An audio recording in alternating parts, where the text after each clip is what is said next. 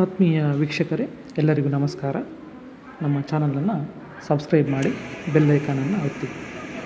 ನೀವು ನೋಡುತ್ತಿರುವುದು ಚಿತ್ರದುರ್ಗ ಜಿಲ್ಲೆಯ ಚಳ್ಳಕೆರೆ ತಾಲೂಕಿನ ವೇದಾವತಿ ನದಿಯ ಮನಮೋಹಕ ದೃಶ್ಯ. ಇದು ಈಗ ತುಂಬಿ ಹರಿಯುತ್ತಿದೆ. ಈ ನದಿಗೆ ಚಳ್ಳಕೆರೆ ತಾಲೂಕಿನ ಕಸವಿಗೊಂಡನಹಳ್ಳಿ ಮತ್ತು ಗುಡಿಹಳ್ಳಿ ರಸ್ತೆಯಲ್ಲಿ ಬ್ರಿಡ್ಜ್ ಕಮ್ ಬ್ಯಾರೇಜ್ ನಿರ್ಮಿಸಲಾಗಿದ್ದು, ಅದು ತುಂಬಿ ಹರಿಯುತ್ತಿದೆ.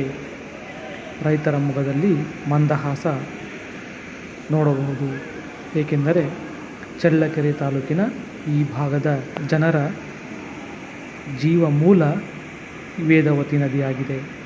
ವೇದಾವತಿ ನದಿ ಹರಿದರೆ ಅಂತರ್ಜಲದ ಮಟ್ಟ ಹೆಚ್ಚುತ್ತದೆ. ಬೋರ್ವೆಲ್ಗಳಿಗೆಲ್ಲ ನೀರು ಸಾಕಾಗುವಷ್ಟು ಬರುತ್ತದೆ.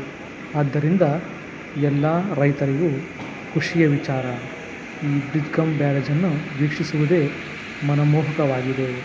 ನೋಡಿ ವೀಕ್ಷಕರೇ, ತುಂಬಿ ಹರಿಯುತ್ತಿದೆ ಈ ವೇದಾವತಿ ನದಿ. ಚಿತ್ರದುರ್ಗ ಜಿಲ್ಲೆಯ ಜೀವನದಿ ಎಂದರೂ ಕೂಡ ತಪ್ಪಾಗಲಾರದು.